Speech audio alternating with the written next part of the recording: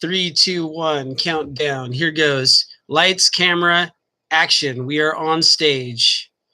Okay. So I always love name what you're going to talk about or what your movie's going to be about before it happens, which I mean, who fucking rehearses what they say before they go on film? I mean, that is fucking boring as hell. That's what I was listening to Jay Leno and that other funny guy who has that podcast that had that Tesla guy fucking smoking pot. I can't remember because everyone keeps changing their names in every lifetime I know them, and I knew him in many lifetimes, so I can't remember what he's called this lifetime. But anyway, I've kind of I've kind of got hooked on his show because he's fucking funnier than hell. He's the only guy I know who believes everything he reads by official people until he reads another official person that says the other person was full of shit, and then he's like, "Oh yeah," and then I changed my mind because now I understand the real official story because the official guy told me because he had a fucking PhD affixed to his name or something like that. I love the fact. I mean, you got to smoke a lot of pot to really like just totally get how how sagacious he is by doing that. I mean, if you look at people that John Lennon loved, his first hero was Hitler back when he first was in the Quarrymen, and then he realized after a while that Hitler wasn't as great as he was brought up to believe he was in the area he lived in England by his white supremacist, soon-to-be punk rock friends that probably knew Sid Vicious or something. I don't think they were from the same area, but anyway, I'm just channeling. So I can be wrong because there's like so many different versions of reality that could have happened and couldn't have happened that most people are too stoned to remember what happened yesterday. So who makes them think? Who makes you think you can remember just based on some history book what really happened back in the freaking 1960s or 50s? Anyway, because the cool thing is I realized tonight I was doing someone's fortune because I became a fortune teller because that was like the cool thing to do lately because channeling and astral projecting to the future, otherwise known as quantum jumping, started getting boring. So I just started doing people's future predictions of what they could and couldn't be if they would choose to be who they really choose to be and not choose to be who they are choosing to be, which is half as stupid as they could be. So I was basically telling them what they could realize in the year 2020 in the Tokyo Olympic Park when they do the friggin' opening 2020 Olympics in Tokyo, what they could be if they, were willing to be who they truly be. But I said, I only give you the possibility of the future, but it's actually up to you as the infinite being you truly be, as a creator being like I am, to actually actualize that if that's your choice, or to reactualize something that's better or worse based on your, your self-flagellating desires to self-flagellate yourself if that's what you are into. I'm not really into S&M or anything like that, but some people that are really into S&M, so they create this constant self-flagellating reality as their only state of existence that they could live upon this planet and exist or prove that they exist based on the emotional intelligence they're choosing to actualize as fucked up reality. But anyway, that's a whole fucking mind fuck right there, so I won't get into it. But anyways, I have this really fucking cool friend at work, but that's why I really should made this video, because I always go on a fucking trip when I fucking as soon as the cameras start, whatever I thought I was gonna do it about, I forgot already what I was gonna do it about. So I do it about something different because that's what I'm picking up as needed to be said. And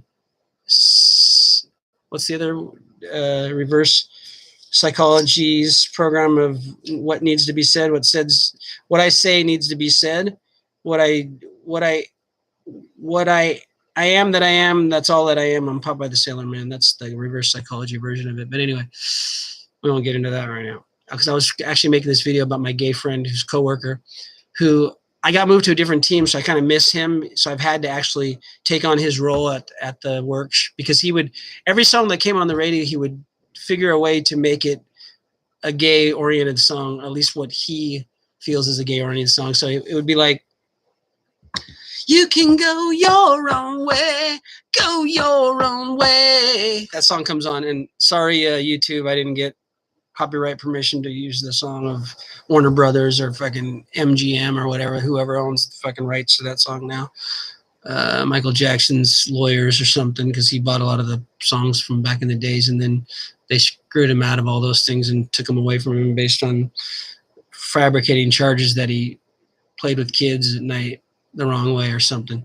Anyway, I don't know if any of that's true or false, because everything is the opposite of what it appears to be and nothing is the opposite of what it appears to be. But my gay friend at work is what I really made the video about. And I forgot when I fucking wrote the thing, because they're like, what are you going to title this? I'm like, fucking whatever I come up with for this particular second of time.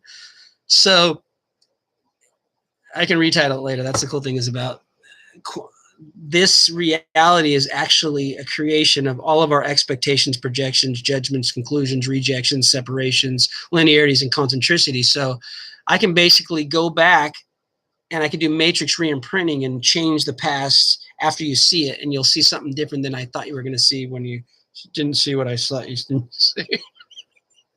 So anyway, that was a fucking mind fuck right there. Okay, I'm just working on my shtick. Okay, because I'm doing stand down comedy. I told all the guys at the sushi place I'm a stand down comic. So I gotta work on my fucking stick, because you can't be a stand down comic if you don't have a routine. Shit.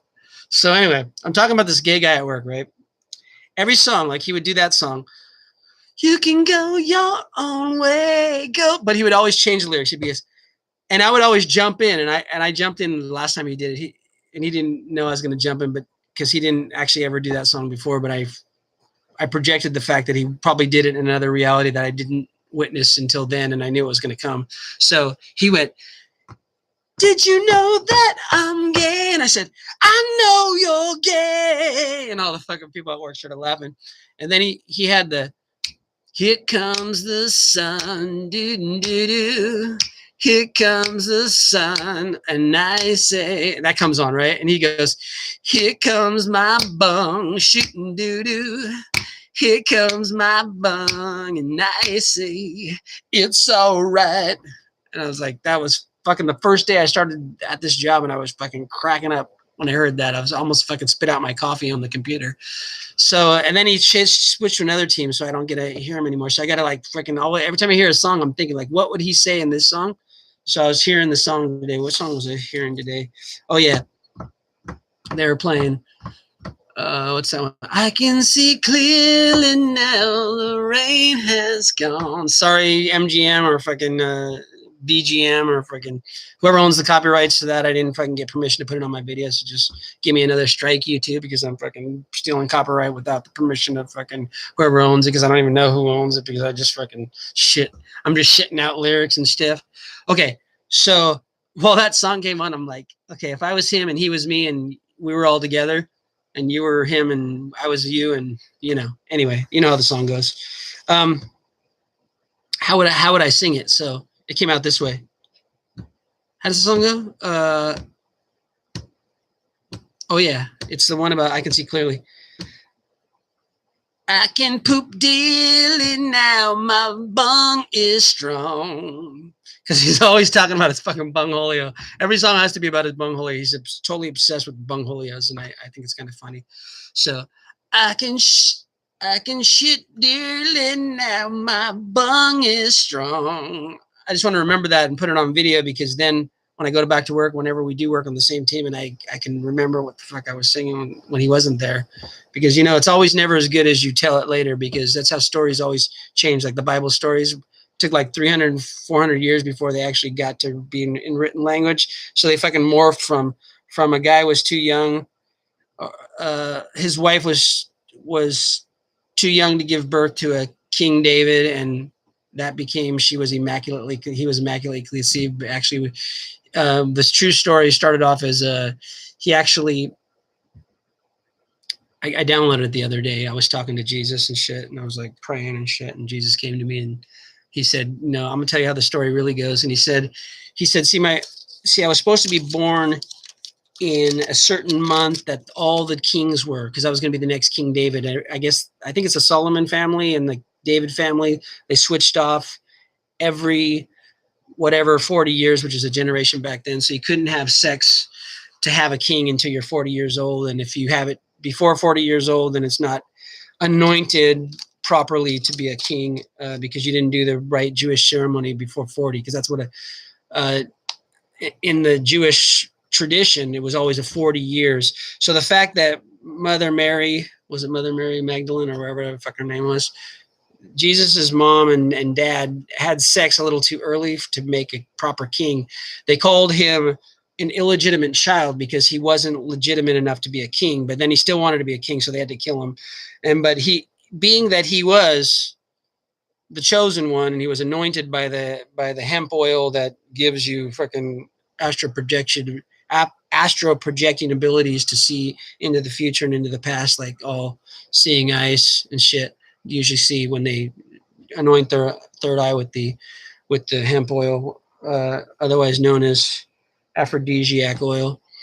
When they're anointed, that's what Christ means, the anointed one, because he was anointed with the that's what he told me anyway. I'm just fucking channeling this shit because sometimes Jesus comes through, sometimes fucking Twisted Sister's fucking ex-girlfriend who died in the bathroom of one of the concerts fucking comes through me, and then I'm like, oh fucking what the fuck. But anyway, when he came, Jesus came through me, man. He said that's what happened, basically. And he said if I wasn't the Son of God, I would have died on the cross. But because I was the Son of God, and I had such ability to morph reality into what I wanted to, I actually had 3 people on the cross the same day as I was put on the cross. And I was the only one of the 3 that was actually given a certain amount of sleeping potion that my priestly brothers gave to me before going on the cross. So I appeared to die first. And they were like, wait, he's dead. Well, just let him stay up longer. No, because we need to do the proper burial because he's, he was going to be the David King and he's the dead David King. And we got to have a proper funeral for him and everything and put him up in the right caves and put him in the right mummification or whatever they did back then. So they brought him up to the caves early before the other 2 died. They figured, yeah, he was the first one to just, because, he was the Son of God, of course. So the story got morphed into that idea 300 years after he died or so, because it was stolen from another story, from another story, from another story. But anyway, we won't get into that. He basically told me that because he was the Son of God, he was able to fake his death and get away and make everyone believe that he died and he resurrected because they saw him like running all over. And he basically was running around and everyone was saying, I saw him. He was in this city and he was in that city. He was in this city, because he was actually not dead. But anyways, he was like, because I'm the Son of God, I actually could make you believe that I was dead when I wasn't dead. And that's how great I was. Because you think the God, the creator of all things, going to actually kill his son? No, he's going to make you think he died so that you're stupid enough to like follow whatever story he and his compatriots later on invent to make you hypnotized into believing that there is such a thing as the Son of God, which is a whole nother story. But anyway, that's just mind manipulation. That was kind of like, it's like the fallen angel that became freaking Lucifer. It was just a fucking story. But there's a lot of people that created that as their reality to try to fool people and say, oh, I'm the fallen angel from the, it's all a fucking story. But anyway, everything's a story. I'm a story. I'm not really here. I'm not really half naked. I'm not really hanging on the cross like Jesus. That's what I should have made as the freaking CD cover, like this, like fucking blood hanging out of my face and shit. So I'm gonna do my next CD. I got to think of the title first, but I'll think of the title once I'm ready to release it. That's my novel. Check it out, Myth Shattering, without the words Myth Shattering on it. That's not yet finished. That's Michael Goddard, and that's my emotional code, and that's my Boots and On. And my good friend, who I've been chanting for a long time to get her Gohanzen and to become a member of the Buddhist order that I belong to, she's finally getting her Gohanzen. She went to her 2nd meeting, and she's going to go to her 3rd meeting up in LA. And I'm so excited. And my people that I got her to get to the meeting through people that I graduated from Soka University, who connected me with some people up there, are going to, they didn't tell me until she already went to 2nd meeting and she's already going to get her Gohanzen and stuff. They didn't tell me, because I called them last time and I said, all right, I Facebooked them and I said, did she go to the meeting? Oh, no, she didn't go. We got to chant more for her and everything. So I started chanting for her. And now she went to 2 meetings and I didn't even know.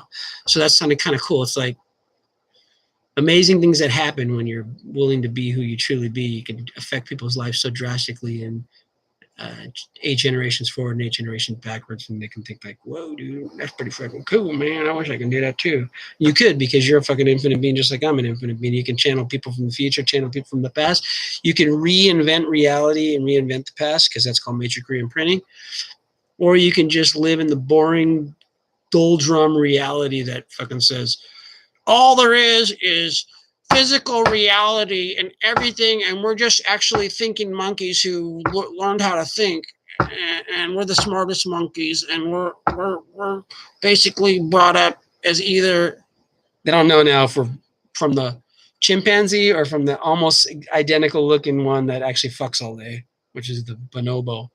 But they're very peaceful, and they're the women actually run their tribe, and then you got the fucking ones who kill everyone. So we're either from the chimpanzees or the bonobo. That's what the fucking scientism, the religion of scientism, believes, because they've projected and expected and rejected everything that goes against them, believing that, and beliefs are all lies, because all beliefs are the pretense that you know, which I told a Bible babbler the other day, and his head almost fell off. I said, I don't have any beliefs. I only have faith. And faith is to fear nothing, to stand unswayed, the power to surmount any obstacle. Faith is the source of all solutions, the mighty ship needed to cross the sea of sufferings. And he was like, dude, what? I'm like, yeah, I have faith like that, dude. I don't need fucking beliefs. Because beliefs, I know you're gonna say, oh, but in the Gosho and in the Sutra it says beliefs, but it's because of the fucking mistranslation into English, and they have no other fucking word to realize knowing. So if you're willing to know that you know that you know, you don't have to have beliefs, because beliefs are actually a pretense that you know. You know what I'm saying? Because if you know, you don't have to believe. You know, it's like, is your name Bob? Do you believe your name is Bob, or you know your name is Bob? You know your name is Bob. You don't have to fucking believe it. So if you're willing to know what you know, you don't have to have any beliefs, because beliefs are the pretense that you don't know, or pretense that you do know. I don't know which one it is, because everything's the opposite of what it appears to be, and nothing is the opposite of what it appears to be. Back mix. Okay. That's all I came to say. I don't know what I'm going to title the fucking talk. Like fucking going off on a tangent. I love that shit. I love fucking, one of my dear professors at Sauk University said, you are the greatest person at getting us off on a tangent in every conversation. I said, yeah, because I took this class only because it was required, and I didn't want to take this class. I wouldn't have took it if it wasn't required, but I took it because it was required. So I'm going to fucking basically take the whole subject matter and throw it out the window and take you on the wild journey ride that I want to take you on when I'm coming to class, because I'm claiming, own, and acknowledge that I create my own damn fucking classes, and that he gave me a fucking A+ for that. And then he was my first professor at Sauk University, and I was his last student at Sauk University, because he died, and he was one of my great professors. He was a professor of world religions, or interdisciplinary religions. I don't know what his actual title was. He had a dialogue. Oh, he had a dialogue with Daisaku Ikeda. He was talking to me about that. That didn't get published, but he did write. He did write the foreword to one of his dialogues with one of the Islamic leaders that Daisaku Ikeda had a dialogue with. And I said, "Oh, have you ever had a dialogue with Daisaku Ikeda?" I was like holding up the book that he was wrote the foreword to. It's like, don't be fucking pulling that shit with me in class. You know what you know, because you know that you know, because you know it, because you're a fucking know-it-all. And he always said, oh, you're a fucking know-it-all. And I'm like, yeah, I'm just a know-it-all. Because I have faith. Faith is that you know that you know that you know, because you are an infinite being from time without beginning into the infinite future with total ease, joy, and glory.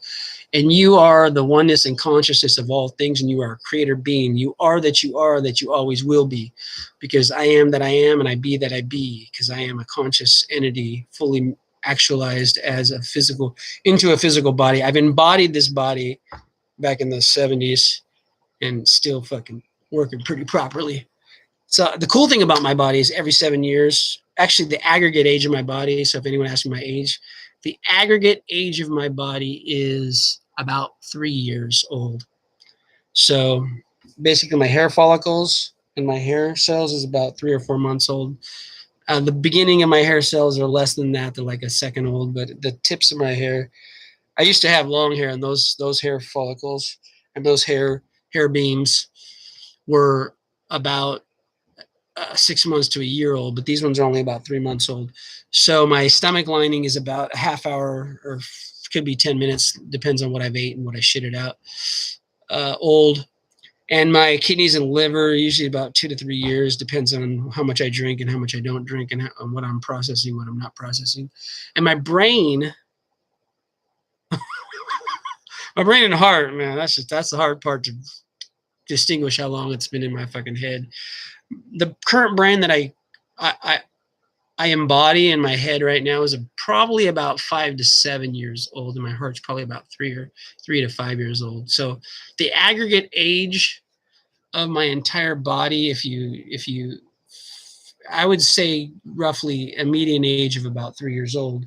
So anyone asks me how old you are, I'm like, it depends on your philosophy, depends on what you define as aging and what you defined as time, because Einsteinian philosophy, which is a belief system that I don't fully subscribe to, says that the fastest speed is the speed of light. But then the professor emeritus at Stanford University proved that the speed of thought is speed of light times the speed of light times it's to the 8th power. Speed of light times the speed of light times the speed of light times the speed of light times the speed of light times the speed of light times the speed of light times the speed of light, which is fucking faster than fucking you can actually. That's the speed of thought. But my body works at the speed of space. So if you age going at the speed of light, and I'm aging going at an nth degree above the speed of light, like a super nth degree above the speed of light, then actually you're aging faster than I'm aging, because I'm working at the speed of space.